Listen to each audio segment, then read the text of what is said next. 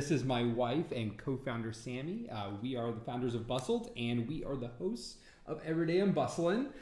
We are really excited today to talk about finding a caterer and some of the common questions that go into the search, and then again we'll dive a little deeper into some differences between some common catering options, and then we're going to play our Should I Hire game.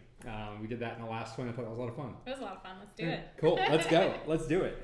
All right, Samie. So the first thing we want to start with a caterer, which obviously is a really fun vendor to find, right? Because what's better than eating food? Right. And you get to go to tastings, so that's really fun because who doesn't want to eat food? Exactly. And also, even before we dive a little deeper in this, I mean, just a couple thoughts on all this. I mean, it's really cool. Like, I just know, I remember growing up, it seemed like there was a lot of caterers that just kind of had, wedding food, right? Like twice baked potatoes, piece of rubber chicken, and, that's what you got. And you never got to look forward to it.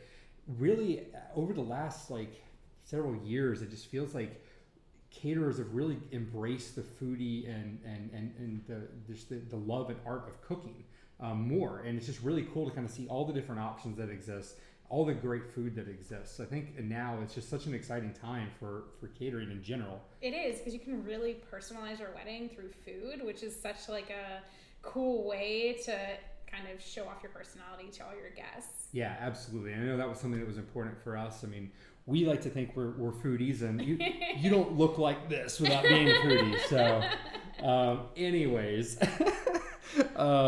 so just to get started here, I just always like to call those little things out, right? Because it is an exciting time. It is. So where to start when finding a caterer? Where? Where do you start? So, I mean, at this point, you obviously have your venue, right? If you don't, go back and watch our last podcast on finding venues. Right. But you want to make sure that you have your venue first, because venues will dictate a lot of times what kind of catering you can have. So some venues have in-house caterers, some venues have exclusive caterers, and then some venues, you can bring in any caterer. Sure. So that's going to be the first place you start, right? Based on those restrictions. Sure.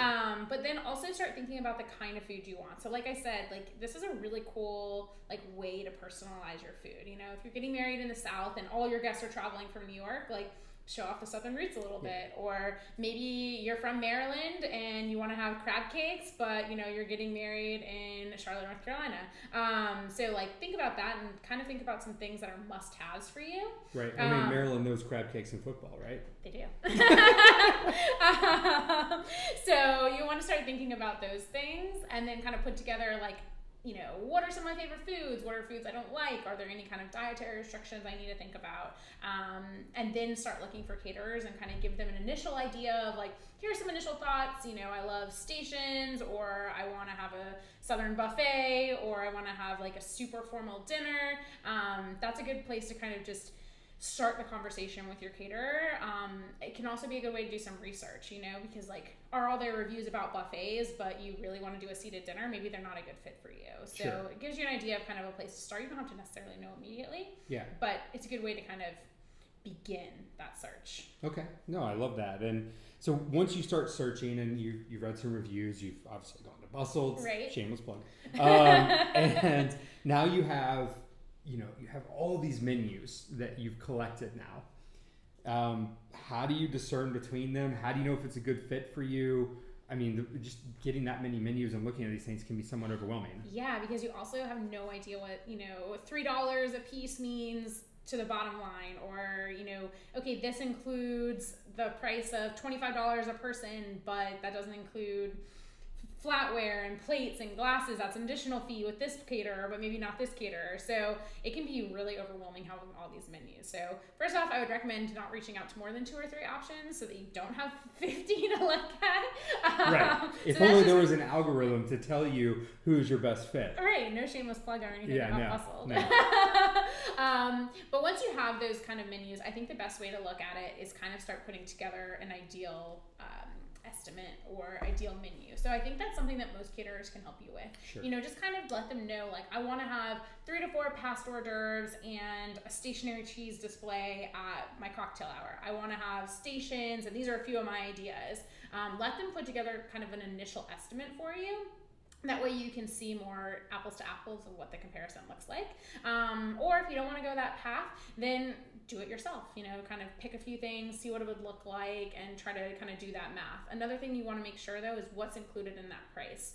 So is there staff fees on top of that? Is there tax and gratuity on top of that? The answer to most of these questions is probably yes. So you want to make sure that you account for that money, because that can be a big chunk of change that goes into your budget. You want to make sure that vendor is going to be a good fit for you. Sure, and I think a pro tip there too that a lot of people don't realize is when you see gratuity or fee, service fees included, that doesn't necessarily go to the staff. So correct. Always pay attention to that. Always take care of your team. Yeah, so I think that's a good thing to ask too.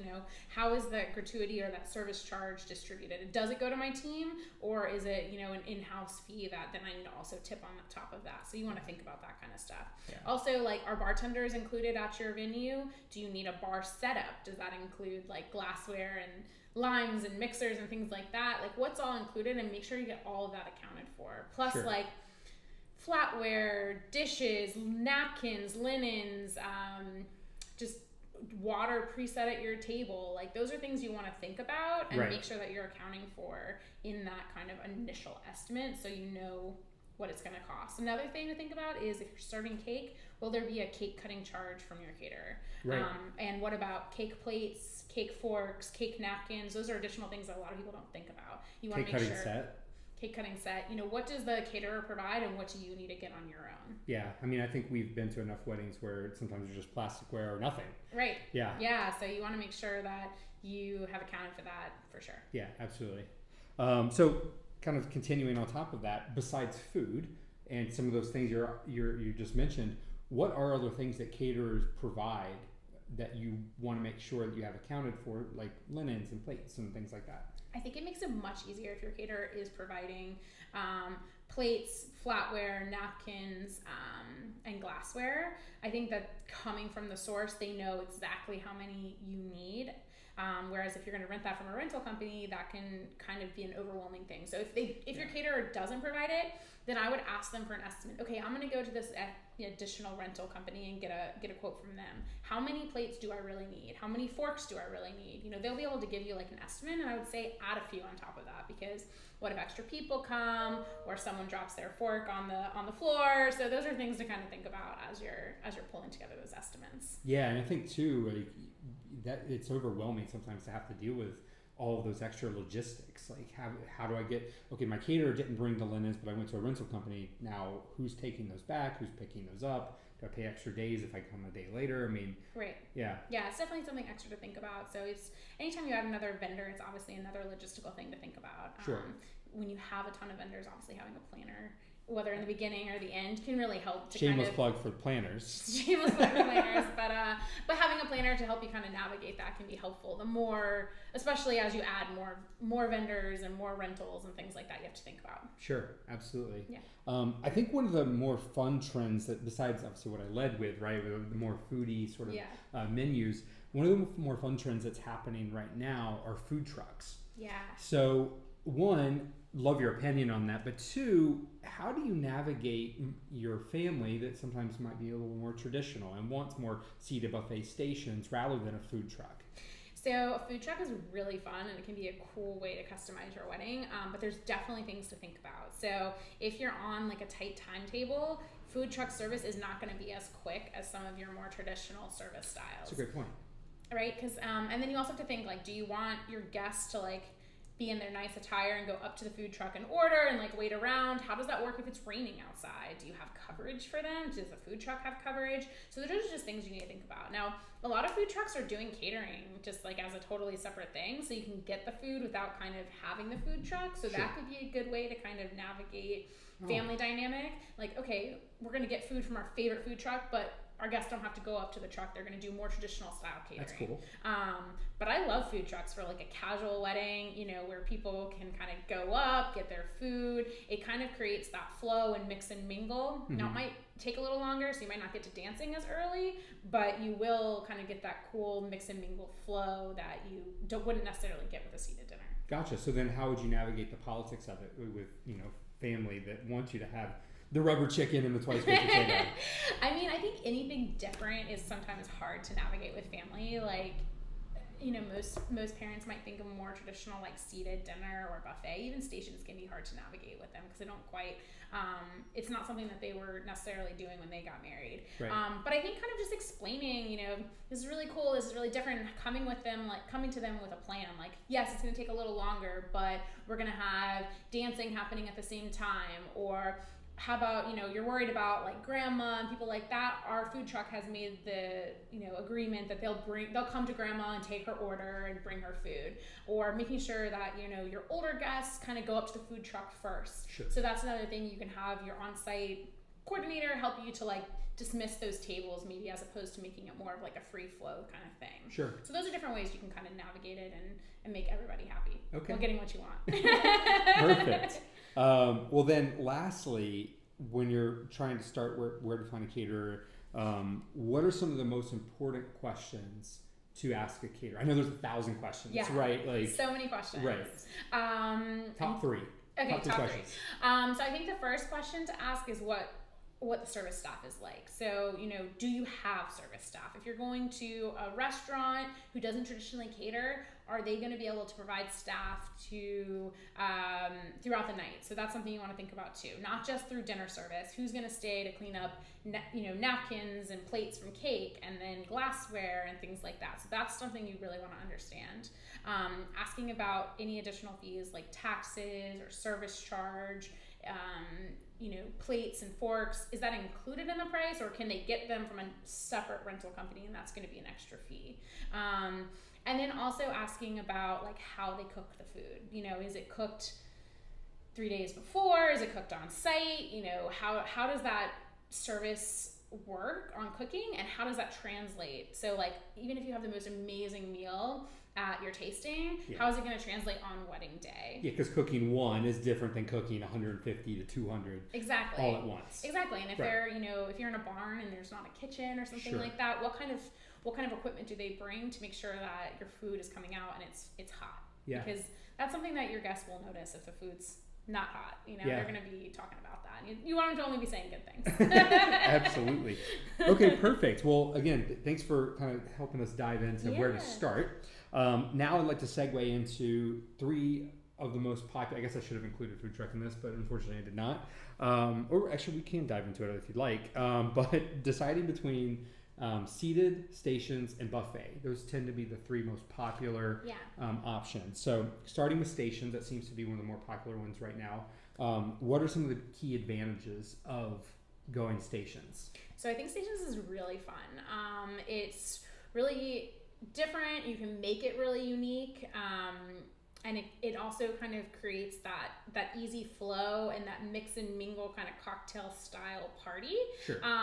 You can also kind of start dancing while stations are open. So if you're on a tight timetable, that can be a good way to kind of have people eat and dance all at the same time. Because really stations are meant to have small plates. You go up, you get stations from one, food from one station, and then you go talk to some friends, and then you maybe go to another station and get a little more food, and then you dance a little bit, and then some more food. So it's meant to be like kind of eating and nibbling here and there. So that can be really fun. But I think also another great benefit is that you can really customize it. So you could have a mac and cheese station and a taco station and a shrimp and grits station, and while that wouldn't go together on one plate at a seated dinner, right? It's really why fun. Not? I mean, why not, right? So that's the exactly. So that's the benefit of stations, because who doesn't want to eat mac and cheese and tacos at the same time? This guy does.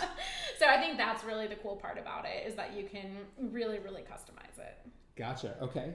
Same question for buffets. I think buffets, obviously they are usually more cost effective, so that's a cool benefit, of course. Always saving money is good. Also, it does give you some of that personalization that you get with stations, but in a little more of like a refined, traditional way. So if you have steak and chicken, and your guest loves just steak or doesn't eat chicken, or vice versa, they can have 2 servings of steak as opposed to having to have chicken. Right. Or if you have a salad and you have dressing on the side, it's really easy for them to kind of customize it. So I think that's the nice part of buffet, is that people aren't kind of committed to eating the exact same thing. Yeah. Okay. Perfect. And then lastly, seated, the thing I think most people think about Seated, I mean, so what are the seated is, advantages? seated is definitely more traditional. It's a little more formal. Like your guests aren't having to like get up and help themselves to food. So it's being served to them, which just feels more formal. Sure. All around. And you kind of have two options. You could do like a duet of meat where everyone's eating the same thing, or you can let your guests pick. So I think that is, nice, although most people don't remember what they picked, 2 months ago. So it might still be a surprise to them. But I think it just gives that like formality and like kind of extra touch for like a really nice wedding. Yeah, absolutely. And can I just kind of throw in? No, absolutely not. We have to stick to the schedule. Well, I think there's two other things. Like you said, food trucks is a really cool thing, and it can be really like casual and laid back. And I think that's really cool. And another thing we're seeing more of is family style. And so that one definitely has some drawbacks. You need like extra room on the table and extra rentals, but it can also be really fun with like just kind of everyone passing things around. It gives that like kind of homey feel to your wedding, like as if you were just having like 150 people at your house and passing around food. So I think that's another cool one that people are starting to kind of trend toward as well. And that's awesome. And then, I mean, how do you decide what's best for you between all those options? So I think that a lot of people, I think you need to think about the formality of your wedding. Sure. Right? Is it more casual or is it super formal? If it's super formal, then maybe a food truck or buffet doesn't necessarily make sense. If it's super casual, then maybe like a plated dinner doesn't make sense. I think also looking at your timeline, do you have a limitation on how long the party can go? Some of these things will take more time than others. Like seated dinner or food trucks will take longer than like a buffet or station. Sure. And then also just talking among yourselves and then your parents and anyone else who's kind of contributing to the wedding, and then also your caterer, like finding out, okay, we're on site at a venue that doesn't have a kitchen, so maybe this style of food doesn't actually make sense here. So keeping in mind the logistics of it to make sure that things are being executed well and food's being served warm, and no matter what style, that people are eating good food, because you certainly don't want people going hungry at your wedding. No. We've all been to those weddings, and you don't want that. No, that usually doesn't end well. No. Okay, perfect. Well, again, thank you for that. Yeah. Now we're gonna play Should I Hire? All right. So you have to give an answer to these, and it has to be buffet, seated, stations, food truck, and then we'll throw in family style too. Okay. All right, and then why? But none of this, both like last time. All right. Okay, you got to commit. All right. So asking this as the couple, right? I love food and the experience of going out to eat. Which one should I choose? I think plated.